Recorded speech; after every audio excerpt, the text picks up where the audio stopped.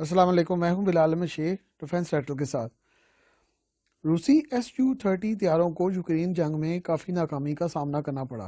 रूसी ज़राए के मुताबिक 13 SU-30 तैयारे मुकाबले और हादसात में तबाह हुए, जबकि यूरोपीय और अमरीकी मीडिया इस तादाद को 40 के करीब बताता है। रूसी SU-30 तैयारों की इस नाकामी ने इस तैयारे के बारे में कई सवालात उठा दिए हैं, क्योंकि इस वक्त दुनिया के 13 ममालिक इस तैयारे को इस्तेमाल कर रहे हैं। रूस की फ़ज़ाइया के पास ऐसे 110 तैयारे सर्विस में हैं, जबकि चीन ऐसे 100 तैयारे इस्तेमाल कर रहा है। भारत के पास ऐसे 272 तैयारे सर्विस में हैं, जबकि मज़ीद 12 तैयारों का ऑर्डर दिया गया है।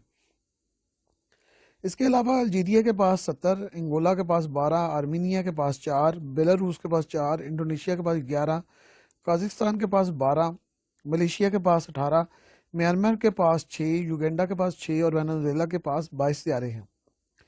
वियतनाम के पास 35 तैयारे मौजूद हैं। रूस ने फौरी तौर पर इन तैयारों को जंग से निकाल कर अपग्रेड करने के लिए खड़ा कर दिया है, लेकिन रूस को ये एज हासिल है कि उसकी जगह वो SU-35 और MiG-35 तैयारों को इस्तेमाल करने लग गया है। रूस SU-30 तैयारों के अलावा SU-35 तैयारे और SU-37 तैयारे भी वसी पैमाने पर तैयार कर रहा है और इस्तेमाल कर रहा है।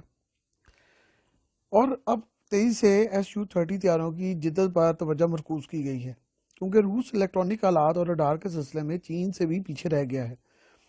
चीन की तैयार साजी की सनत भी बहुत तरक्की कर चुकी है। चीन ने पिछले चंद सालों में इलेक्ट्रॉनिक आलात, रडार और तैयारों की डिज़ाइनिंग में बहुत तरक्की की है।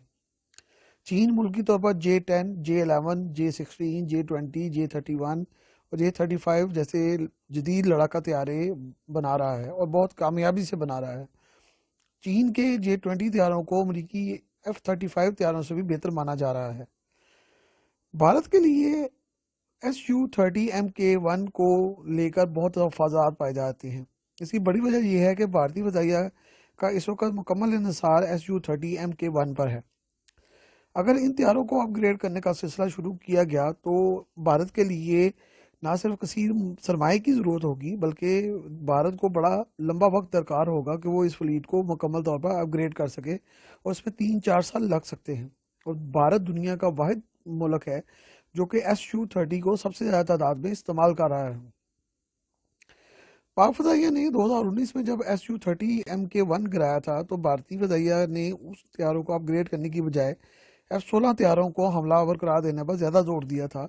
वहाँ पर भारत में वहाँ पर भी ये बात कही जा रही थी कि भारत हुकूमत जो है और एयरफोर्स इस पर जोर देने की बजाय इसको काउंटर करने का तरीका आजमाए, लेकिन JF-17 थंडर की कामयाबी को साबित ना होने के लिए करने के लिए ये सारी जो है वो बातें की जा रही हैं।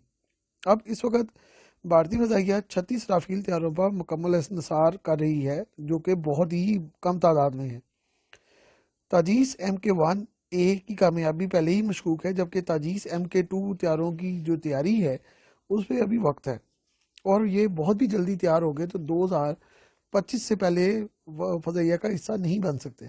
ऐसे में भारतीय फ़ज़ाइया के लिए SU-30 तैयारों पर इंसार भी बहुत मशकूक हो गया है, क्योंकि भारतीय फ़ज़ाइया जो चीन को अपना मुकाबल मानती है, किसी भी सूरत चीन के इंतहाई जदीद तैयारा साजी की सनत का मुकाबला नहीं कर सकती, क्योंकि चीन की फ़ज़ाइया ने ताइवान के इर्द गिर्द मुकम्मल फ़ज़ाई बर्तरी साबित की हुई है, जहाँ जदीद अमरीकी तैयारे मौजूद हैं।